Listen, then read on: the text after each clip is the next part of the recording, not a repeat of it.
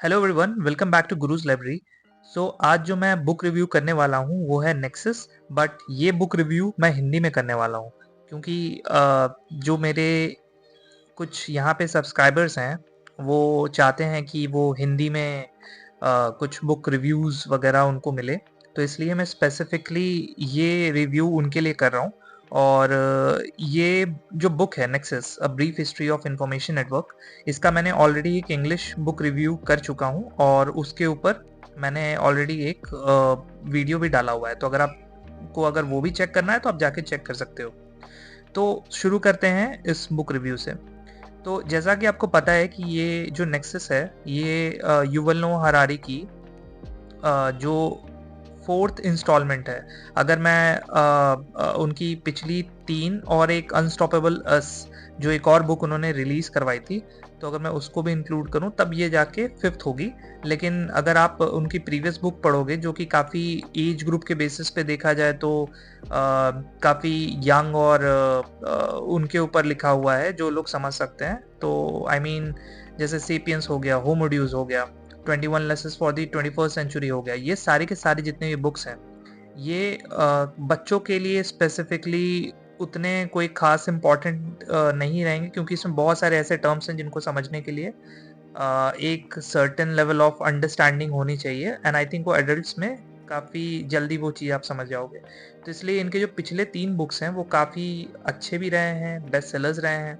और अभी जो नेक्सस है ये भी काफ़ी हाइप इसका बना हुआ है और काफ़ी अच्छी बुक भी है। मैंने इसे पढ़ी है और मुझे लगभग 3 महीने लगे थे इसे कंप्लीट करने में, क्योंकि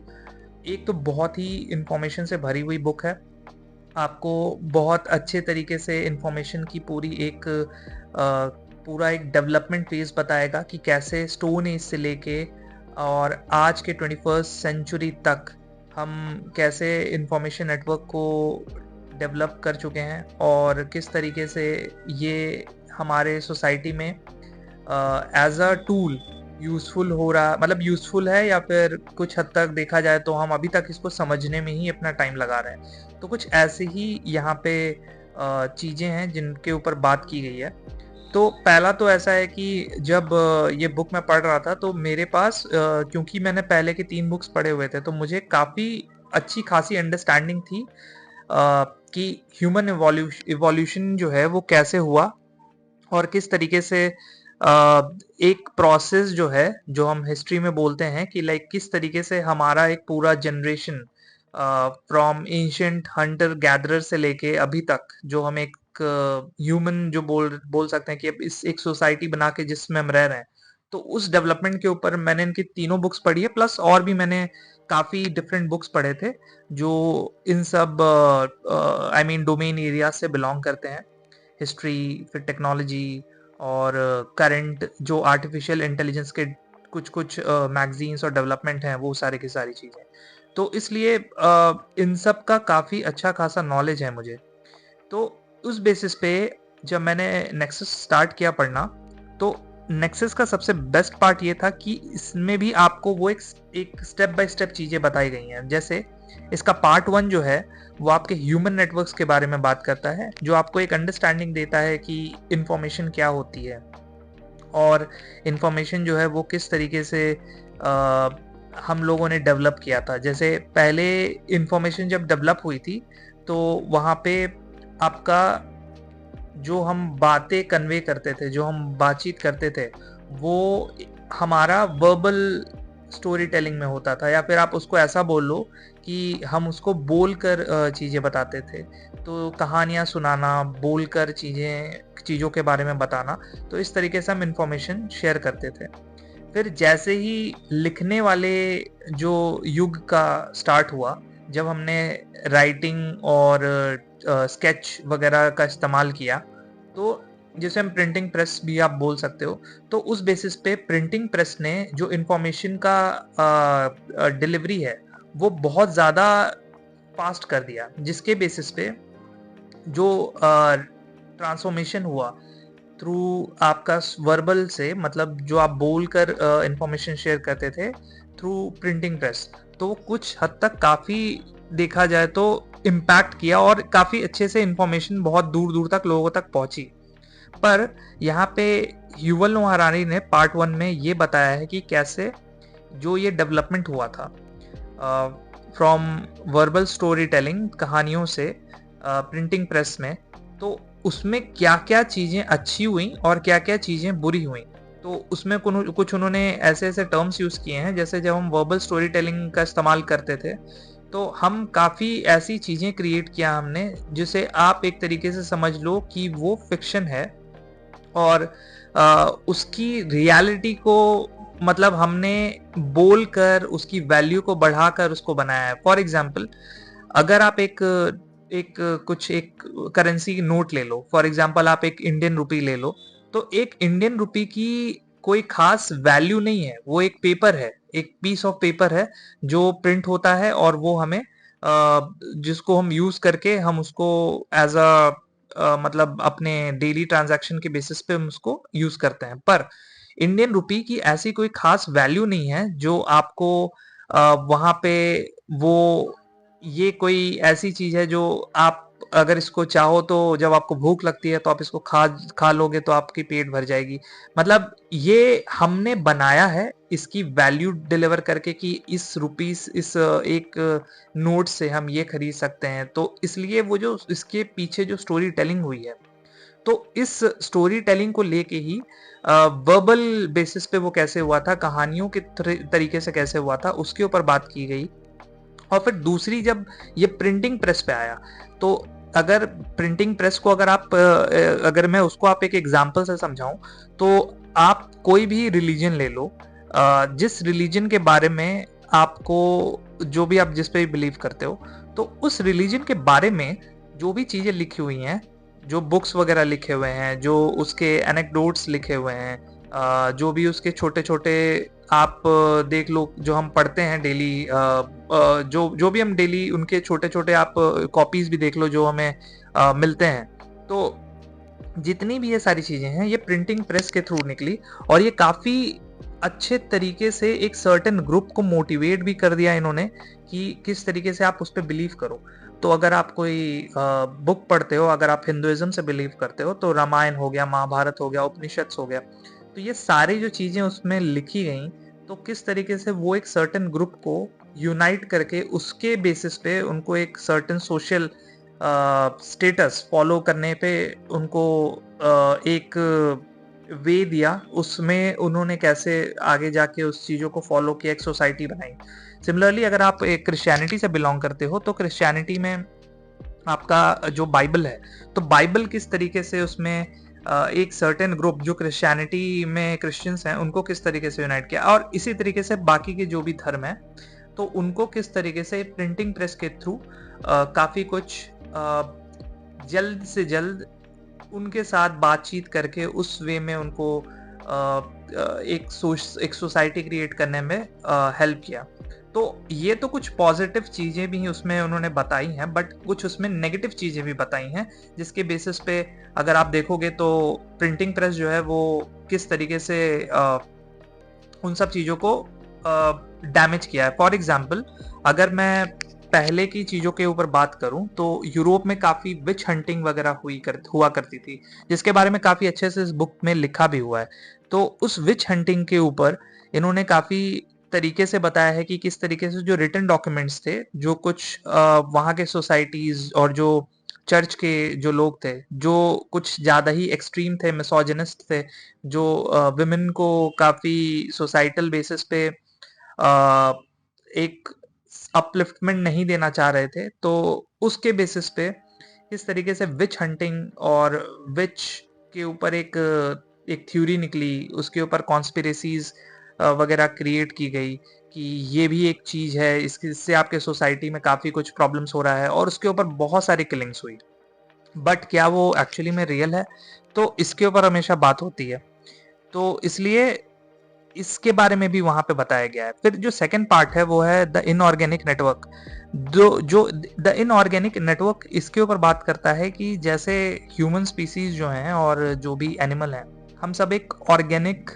पर्सन है। हमारे ब्लड जो हमारी बॉडी है उसमें ब्लड फ्लो करता है, हम ब्रीथ करते हैं। तो जब एक इनऑर्गेनिक नेटवर्क को आप ले लोगे जिसमें आर्टिफिशियल इंटेलिजेंस आता है, मशीन्स आती है, डेटा साइंस आता है, तो उस केस में कैसे कंप्यूटर्स जो कि मेन सोर्स हैं इनके, वो पूरी एक इंफॉर्मेशन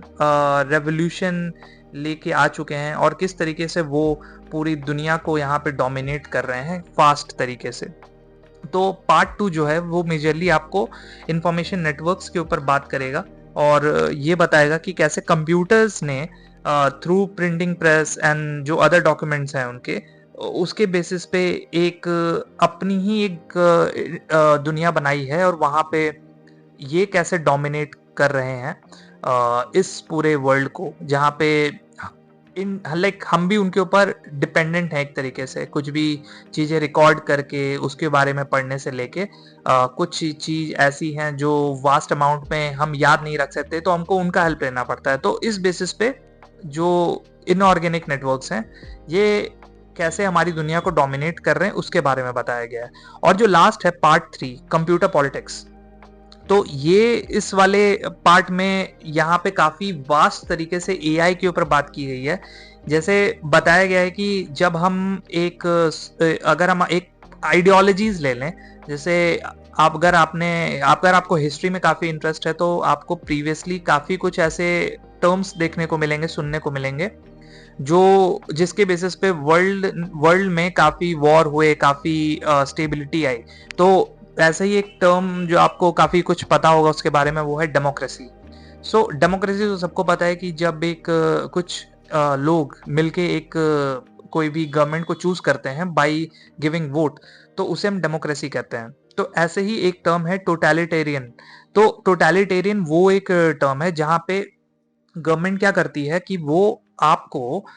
वहां के लोगों को मॉनिटर करती है, सर्वेलेंस पे रखती है, और उनके जो राइट्स हैं, जैसे जो हम बात करते हैं